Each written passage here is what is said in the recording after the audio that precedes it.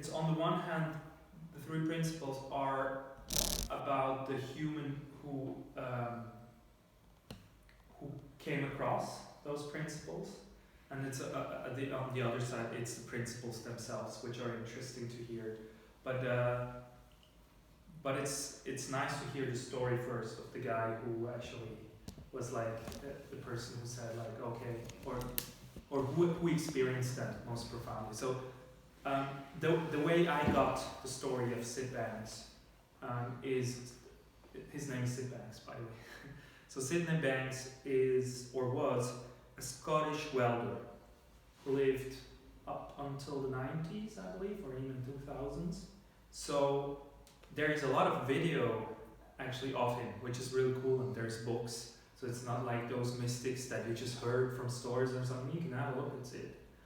And what I like about Syd was he went through some experiences and he never liked to have followers.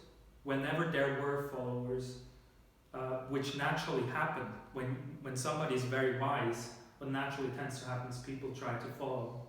And he always didn't give any energy into that. So there was no movement created in a sense. There were people who really picked up on that and created their own, or created with him, co-created with him. But there was never that, oh thank you very much dear guru, or something like that. He was never on the podium, so to speak.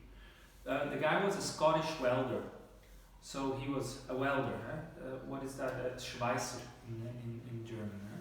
So he had zero background in psychology, spirituality in the classical sense, and he was living in a place called Salt Spring Island, and he had spontaneous enlightenment experiences. So that means without him doing anything, he, I think in one occasion it was at the seminar that he was with his wife, and in his own words, I think he just wanted to have a happy life. So he went to the seminar because it was those consciousness times in the 70s.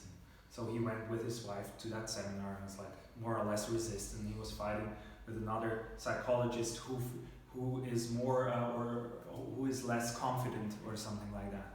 And then at a certain point, this psychologist, who was also a participant in that seminar, said, Syd, you're not confident, you just think you are. And for some reason, there was a crack in the universe. So he saw that insightfully what that guy said, and he had like a spontaneous enlightenment experience. I cannot tell you in detail what happened, but that's how it got described to me, and it happened a second time at his home, I believe, where he again saw deeply that he was literally living in a world of thought, that he was living a divine dream. That he saw that insightfully on a level I hope I will see one day, but probably never will. And through that, he became a different human being, to such an extent that people didn't recognize him on the streets anymore. So he was walking down. You know, when you see somebody who was very unhappy in the past and something happens with him and he's very happy. An example that I have is Matt, for example. He was much happier, and he was a friend of mine, and he just looked differently, like he was walking differently, he was being, and that guy was so different that people didn't recognize him in the streets when he was walking down. Like they were just, oh, that's it, really? And so, and he also scared a lot of people because he just changed so much, so substantially and so sustainably that people were just like, what the hell? Where is grumpy old Syd? You know, where is that guy who makes sarcastic jokes about life and who's complaining a lot and who's just living his life and kind of like, So he went through that spontaneous eruption, and what happened within weeks, there were spiritual guides all over the world coming to him, to Salt Spring Island, and asking and seeking for advice or trying to push their ego onto him, from what I gathered. And so he wrote several books. The one I can mostly recommend is The Missing Link. From that, a whole movement of psychologists changed their practices completely, like 180 degrees. Freudian psychologists with decades of experience said, I'm not going to do this anymore. This makes more sense to me. Once they saw insightfully themselves what the power of those three principles. So I think it's very important to say that we're going from an understanding that not a psychologist made up mentally, but somebody saw that insightfully who had zero background and turned so much that he spoke all over the world, in universities, in military bases, in addiction clinics, everywhere he got invited, the world over. So that's important to know. So it's not something that a new theory that somebody thought like, based on analysis, this came up. This was true for him, so he put it into words. And he wrote down three principles. Oh, so it's not these. Okay. No, no, they're not. But we talked about them. So we talked about them in other words. The three principles, 3 P's. And sometimes we're not even talking about them, huh? Sometimes in workshops, I think I've never talked about it in the last workshop because it's not necessarily necessary. Because it's almost like these are words pointing towards truth, what I talked about with the eye stick, right? You can never completely go there. So the first principle is, and this is me explaining it, huh? So everybody else has their own words. But the first principle is the principle of thought with a capital T. So that there is this thing flowing through us, we can call it thought. And this is like the clay for our experience. So with that, we mold our experience, right? So it's flowing through us all the time. There is the principle of thought. And we have personal thought, right? Everybody else has a different 570 movie. And we're experiencing that thought in every moment, from inside out. That's why we call it the inside out. And it's also the principle that gets talked about almost the most. So it's like kind of easy to intellectually understand. Thought. Then the second principle is mind. Mind, for me, means that we're all one. You remember when I said I had to laugh because I realized we're playing the game of separateness. So mind means we're all one. There's one universal intelligence that's going on that makes the clouds move, that makes our body work, right? It's a miracle that everything works. So that is the second principle. The principle of the internet, as I called it before. That's mind. Okay? That more or less clear? And then there's the third principle. I don't know if I write that correctly, but consciousness. Is it with 2 S's? Yeah, they use one word. S, C-O-N-S. There we go. Thank you. And see. I'm too lazy. But you get it. Yeah. So the third principle is consciousness, or consciousness, like English people say. It's good. There you go, Dawn. Thank you. No, it's correct. You can rest in peace. Life mission complete. There we go. No, Done. it's S-C. Okay. Consciousness. With double S. So No, S-C. SC. So it's okay. We'll work.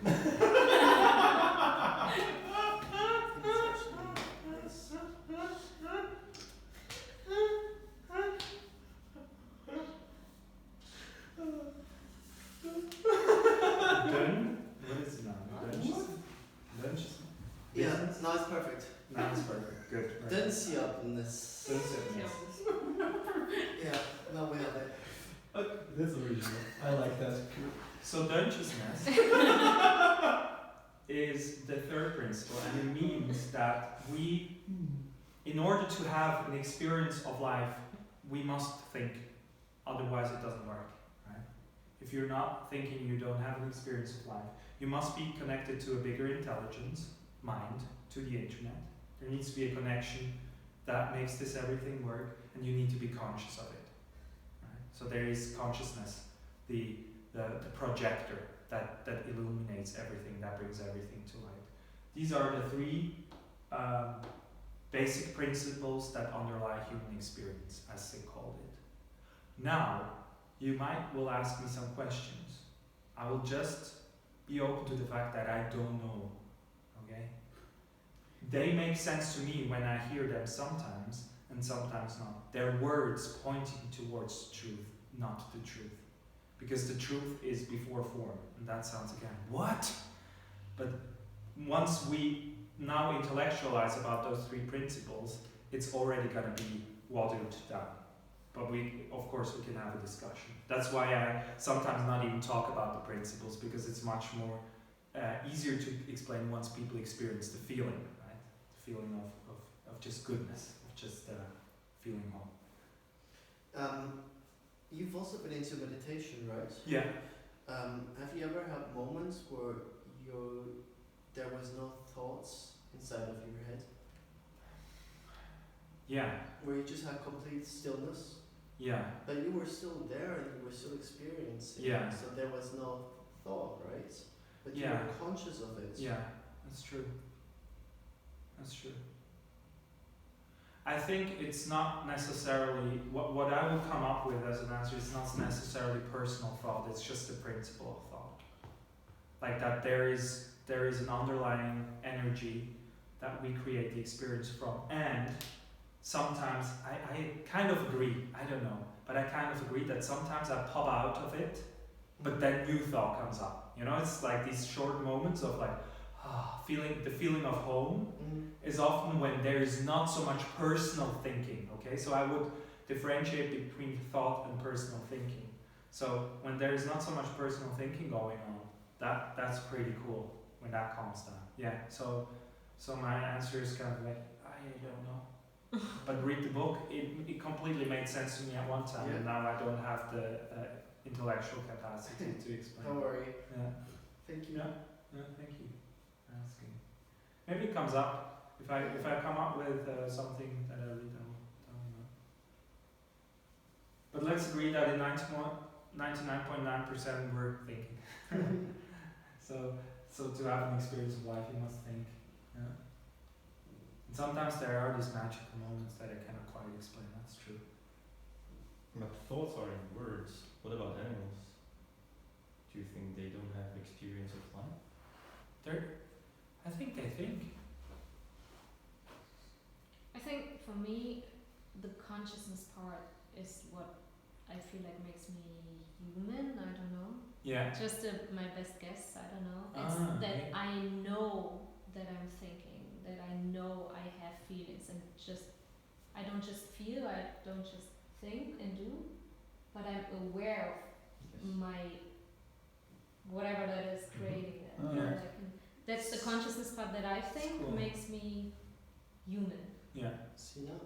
So, do you think that there might also be something like a tree which has no brain, who still is conscious of the world?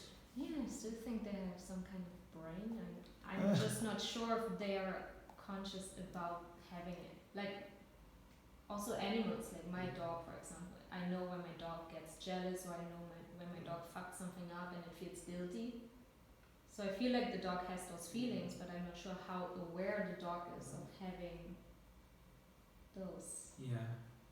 I think Not sure, consciousness, just like my best this guess. principle meant, it's more that that there must be an igniting light in you, like you must be conscious.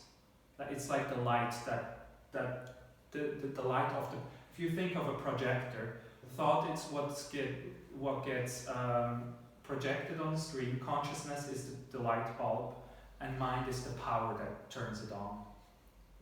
Maybe little bit. animals have it too. I don't Yeah. know. Maybe they're even smarter. than Actually, us. latest scientific evidence shows that plants have a consciousness, which will fuck with all the vegetarians hard. Right? So they found out that there is a common intelligence, but it's just like really cutting edge. I don't know the details about it. It's like the mother trees in the forest. Maybe, Yeah. Maybe. And they also like especially pilze, mushrooms. Crazy, like they are. Mushrooms are neither animals nor plants, actually. Yeah, it's They crazy have what their the. own kingdom, Yeah. basically. Maybe we're all the same Yeah. thing. I And don't know. about the consciousness, for me, it's like an observer. You're the one. Yeah. It's like Mm-hmm. understanding the thoughts. Like you can see the thoughts. So Yeah. to speak. Yeah. And like you recognize Yeah. yourself, your existence. And for some animals, there are like 11 kinds of animals who can recognize themselves in the mirror. Yeah. Like it's a Like they a basi- monkey, for example. yeah, monkeys, dolphins, horses, Mm-hmm. a lot of monkeys, Yeah, yeah. and basically they put something on their faces, like a dot, Actually, and if they look Mm-hmm. in the mirror and see like, oh, that's me in the mirror, and I have something in here on my face, they're like, it's the consciousness in these animals is like developed enough to be able to recognize that's me. Yeah. But lots of animals don't have this. Like honestly, that being doesn't prove unit. that they have consciousness. It only shows that they have a concept of self. or But- concept of self. Yeah, okay. but you could make a computer, you could make a robot who has the capability of recognizing itself in the mirror and realizing what he is or where he is. Here, you can program a computer to have who. Yeah, you could do that. Mhm. That's completely in the realm of the possibilities. But like, I think the question is, if you see a monkey that looks itself in the mirror and realizes there's something on the face, Mhm. it doesn't necessarily prove that there is something behind him which actually experiences or the whole thing. You know what I mean? Okay. Okay. Like I think consciousness is that there is something which is experiencing it. Mm-hmm. But just because an animal has a concept of self doesn't necessarily mean that there is something behind it which feels everything. Maybe. You know what I mean? Maybe to bring it a little bit back I to think- again to the I like making stuff useful. Yeah. So I like to think of consciousness like an elevator. Right? And sometimes I am down here. And if I am down here, I just see this area here. And sometimes I am on a higher consciousness level. Like the elevator, it's like a glass elevator, right? On the ground floor, I'm not seeing my thinking. Okay? I'm just like, if I'm angry, I'm 100% angry, or I'm 100% feeling lost. I don't know what to do with my life, and I take it 100% serious. That's ground level. Okay? Zero consciousness, or like a really little amount. And then the higher you go on this elevator, let's say you go up here, you have a much bigger perspective, okay? So you see much more of life, you see the richness much more, you see that you're actually just experiencing your thinking and not the circumstances. So what is useful for me to know in the terms of consciousness is sometimes I catch myself and I know that I am down here. For example, I'm telling someone, you fucking asshole, and that just comes real quickly, and I'm like, and then sometimes I'm like, oh wow, I'm down here, and sometimes I don't, and I continue to like, or something, but most of the time I'm like, oh actually I'm sorry, wow, that just came out, and then instead of trying to do or analyze why I did it, sometimes I'm lucky enough I don't do that. And what naturally tends to happen is I go up in the consciousness elevator. And then I can actually have a productive discussion about what just happened. Because I see more.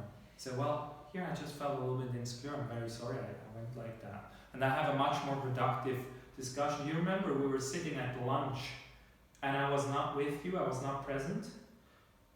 That was a very low consciousness conversation they had. They were feeling their thinking and believing it was completely true. Did you feel that? They were so angry, and there's nothing productive coming out of that mostly. It's just like, so I like to think of it like a glass elevator. I really like that picture. It's not my idea, but it was really useful for me to see. So the higher I am on a level of consciousness, and now again you can try to get higher, but please don't go there. But then naturally, the more elevated I am, the better. And the cool thing is to know that when I'm on a low level, that's completely fine, because it's the hope that puts me back up here, because I know it will sooner or later go back up naturally. I don't have to do anything. Like when it rains, I could cry for hours that it rains and I will never see the sun again, but I know the sun is there and it will come out eventually. that is it's a similar way of looking at it. Okay, enough with the principles. I believe that's okay for you. I'm very cozy and tired a little bit. We need to do a little bit more something more. Coffee. Is there something that came up during the morning, or once again, thank you very much for asking the question. I would just like to know where everybody is at, or is there something that you think needs to be, from apart from what I mentioned before of like the rough schedule, something you would like to add, or something where you're like, well, that doesn't help shit because there it's not thought, or you know what I mean? So is there something that came up for you?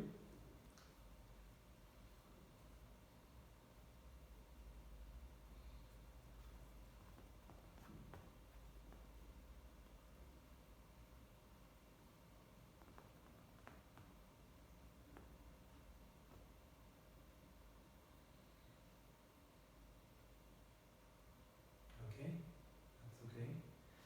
Also, make a note for yourself where we are right now on the elevator. A little bit lower, maybe. And it's funny to see where we're going and where we're heading. I think theologically how they explain it. Sorry? Theologically speaking, how they explain it is the way you distinguish a human from an animal is that you're supposed to have a soul, and an animal doesn't. Yeah. I'm not sure about whether an animal doesn't, but I like the word soul.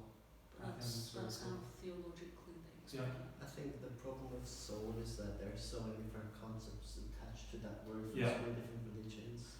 You could call this, by the way, God, which is quite a loaded word. So I'm not calling it God, because then automatically people are going all of this tangent. But I think mind is a cool word. A lot of people use universal mind or this intelligence behind life, because everybody on some level can accept, even atheists, that there is an intelligence behind life. Yeah. Otherwise we wouldn't work. It's just simply impossible. No.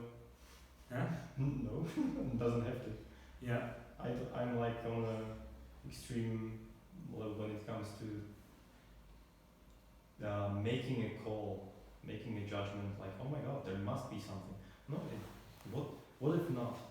What if there's nothing behind? And would it be uncomfortable for you guys to play with this idea that maybe there's nothing? Because it's like something that is passed down, like you're brought up in this religious thing, and the more I was discovering about different religions, and it seemed like, people were believing in so weird things, and so many things are just passed from generation to generation. Yeah, I agree. It's like, okay, it depends what you define by God. Yeah. Then we can talk about on many different levels. Yeah. And being like universal You don't have to consciousness, it's like, yes, maybe it's a nice theory. Yeah. Who knows? Yeah. But I'm not knowledgeable enough, nor I don't think I'm ever gonna be like confidently saying, because yes, there's a universal consciousness, and then it's like, it feels religious again. It's like I'm withholding my judgment, so to speak, when it comes to these things. Yes, there is like DNA and spontaneous organization. If you want to call this, we can then agree on some terminology about this, but I wouldn't go like everything is connected and everything is united, because maybe it's not. Yeah. So that's my thought process behind. I think what I meant is just there is something that makes the grass grow, and I don't know exactly what that is. And out of simplicity terms, I call it mind. I mostly don't call it God. That's it. Yeah, it's not like I also think about like what came up for me is I was actually not very religious. Like for me, it was the opposite. Nobody gave a shit about like spirituality or anything in my upbringing, at least. Well, my grandparents weren't, but my parents were zero thing. So I got like that word God was just loaded for me already from the beginning, because the other people were thinking. And now that's what happens for me is I kind of start to like the word God again, because I put another meaning onto it. I put a more like this, it feels like sometimes when I'm very much present, it feels like I'm much closer to Emmanuel, for example, than when I'm not. And I like this word of like God. Sometimes there is intelligence. I call it mostly intelligence that flows through. What are the 3 P's then? Yeah. What does he Thought, call them? mind. Yeah, These 3 P. Yeah, there are other words for those. Thought 3 mind? principles. Three- No, sorry. The 3 P's is an abbreviation for the 3 principles. Aha. Okay. Yeah. Okay. And I was just very lazy. That's why I wrote the 3 P's. Thanks for asking. Yeah. It's just mind, consciousness, and thought. When Actually, I was. it doesn't matter what we Yeah. name It was like 0. It's getting very heady now about Yeah. what we call these things. I also don't call God. Yeah. I don't have any relation to whatever. That's God exactly is. why I never explain those, because what happens is I get in my head a lot as well. Yeah. But when I experience them, everything is good again. I'm like, okay, that's what it's meant. Mhm. That's like, Yeah. it's funny. That's why it doesn't matter to me, for example, Yeah. what we call it. Really. Yeah. That's why You could call it consciousness also the would be 3 fine. penises. I think it doesn't really matter what words you use as long Yeah. as you understand the message Yeah. behind it. Yeah. Because before I was also feeling that you two were basically saying the same thing, but discussing about like the Yeah. names. Yeah. I mean, you could also call it when you say like channel your inner, like listening to the voice or whatever. You can also just say like trusting yourself, and that's something that's completely rational. or That's how I'm translating his language Yeah, exactly. to my understanding. Like, yeah, probably Yeah. he means that. I think in NLP you learn that everybody has their own language, right? Yeah. I think it's just like Yeah. a matter of terminology, but I think it's Yeah. pretty much the exact same thing. Yeah, yeah. Yeah. That's what we just call it inside out. Yeah. For us, it's easier to say life works one way inside out. So it was a different way of it. And normally we have less discussions with that. People can agree faster. That's why. Okay, cool. So that's that. So I think we